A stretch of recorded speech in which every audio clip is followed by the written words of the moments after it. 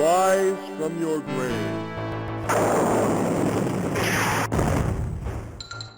Coming up in this edition of Retro Newsround, a retro Boombox Lego kit, a Nintendo Game Boy Jukebox, and the classic Viewmaster is getting its own movie.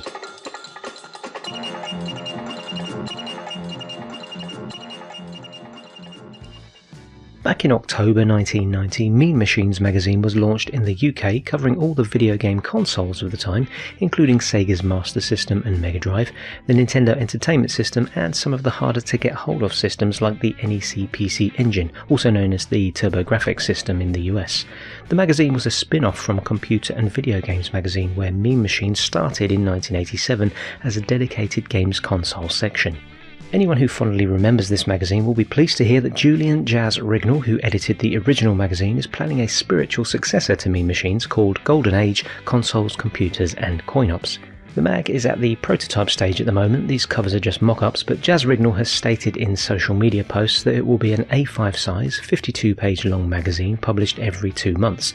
There's a Kickstarter campaign planned for sometime in March 2026 to help get it off the ground, and I took the liberty of asking Jazz directly on Bluesky Social if there was any further news or developments, and he kindly let me know that he's currently working on a dummy issue, which will be available as a digital PDF download as a preview of the real thing. I recommend following Jazz Rignall on Bluesky for fresh updates on the magazine and info about the upcoming Kickstarter project. I've been really getting into the LEGO Ideas website lately, where you can find ideas for new kits submitted by anyone with a talent for building, and the best are chosen to become official LEGO kits. One of the latest I spotted that got my vote was this LEGO Boombox stereo created by Generic Bricks. It's not based on any particular brand or model of Ghetto Blaster, but it is designed to resemble 1980s portable cassette radios as we remember them. It comes with 4 cassettes, 2 turnable dials, a radio tuning dial that mechanically moves the tuner, an adjustable antenna and an ejectable cassette slot into which you can insert one of the 4 LEGO cassettes. There's also a plan to include one of these new LEGO Smart Bricks as well, which fit into LEGO builds and they play sounds when they're triggered. There are a lot of creations on the LEGO site, but the ones I reserve my votes for are the ones I'd personally like to see displayed on my shelf, and this Boombox definitely fits the bill for me. It currently has about 8,500 votes and has to reach 10,000 to be considered, so if it floats your boat too, get on over to the LEGO Ideas website and give this a vote. If you like Game Boys, portable jukeboxes and Pokemon, this new product from Nintendo will tick all your boxes. The Nintendo Game Boy Jukebox is a portable music player about 1/3 the size of an original Game Boy and comes bundled with 45 cartridges, each containing a different music track from the Pokemon Red and Blue games. You basically insert 1 cartridge per song, and when inserted, a scene on the side of the cartridge is displayed through the jukebox's window. Not everybody's cup of tea, I grant you, and particularly as there's no headphone jack and the speaker is designed to sound like an original Game Boy, this is 100% a novelty item for fans of the Game Boy Pokemon games. If you want to know exactly what songs are included, I'll pop them up on the screen now briefly and you can pause to have a proper look. And if you just can't live without one of these, you can go to the official Pokemon Center website, where they've been for sale since the 27th of February for about £60. If you played computer games during the 80s or 90s at the height of the 8 and 16-bit eras, you'll undoubtedly remember Ocean Software, who produced and developed a massive range of classic titles, which included a lot of arcade conversions and movie licenses. In a tribute to this historically significant games company, Fusion Retro are working on releasing a book detailing the history of Ocean Software. As described on their Kickstarter page, the history of Ocean unfolds the story of Ocean, exploring the company's origins, its employees, their games, their music, and the iconic artwork that placed the company at the forefront of the games industry for over a decade. A smaller version of the book was actually released as a softback in 2013, but this new gold edition will contain an additional 40 or so pages of memoirs from Ocean employees, as well as now being a hardback book in a solid slipcase. And there are a few perks and bonus stretch goal items included in the Kickstarter as well, which you can get details of at the page I've linked in the description. The Kickstarter campaign does end soon, but the Fusion Retro Book Company are in the habit of producing more copies for sale after the initial supporters receive their rewards, so if you missed the boat, there should still be an opportunity to get hold of a copy at a later date. The hardback gold edition is currently listed for £25, and there's a digital PDF option too for £9. Possibly a bit too retro for my videos, but the 1939 Wizard of Oz movie was one that I grew up with even in the 80s. Repeatedly showing on TV around Christmas time, it's a proper nostalgia fest, and my ears always prick up whenever I hear of some kind of remake, reimagining or sequel.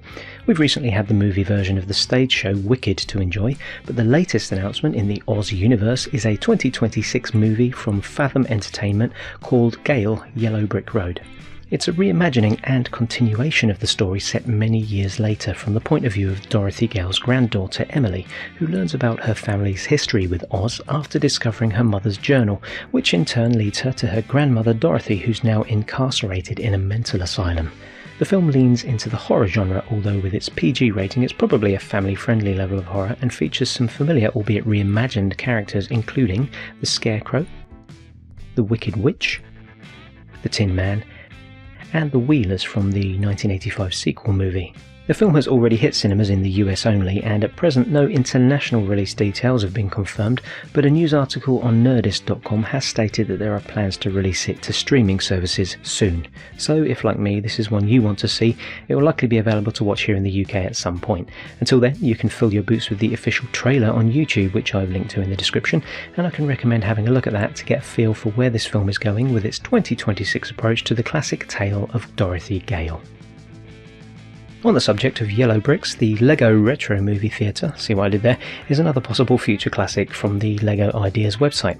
This one won me over not only because it's a beautifully designed recreation of a 1950s style Art Deco cinema building oozing with LEGO charm, but because you can actually put a mobile phone into it and watch real movies inside the build. This feature alone had my attention, but coupled with the long list of features you'd find in a real cinema, including the foyer, projection room, seating area, and interchangeable movie posters, I'm really hoping this one becomes an official LEGO product, and with just over 700 votes and 200 days left to hit a 1,000 vote target, there is a good chance. It already has my vote, and if you love this build as much as I do, go give it a click. And finally, a little bit of news about the Viewmaster 3D toys that we used to play with back in the day, as they say.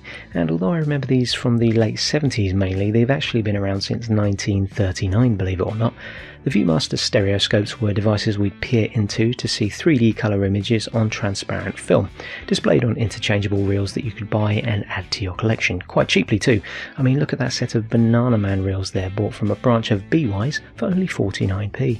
This thing has had a modern remake in recent years, but that's not what we're here to talk about today. Believe it or not, this unobtrusive little toy is getting its own movie.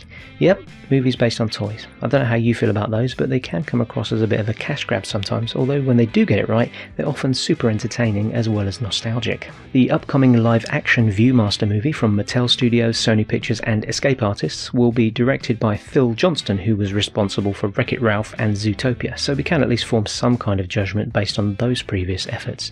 The only solid information currently available about what this film will be is Mattel's statement that it will be a, and I quote, 4-quadrant family adventure creating worlds of imagination and storytelling for every adventure seeker. So make of that what you will.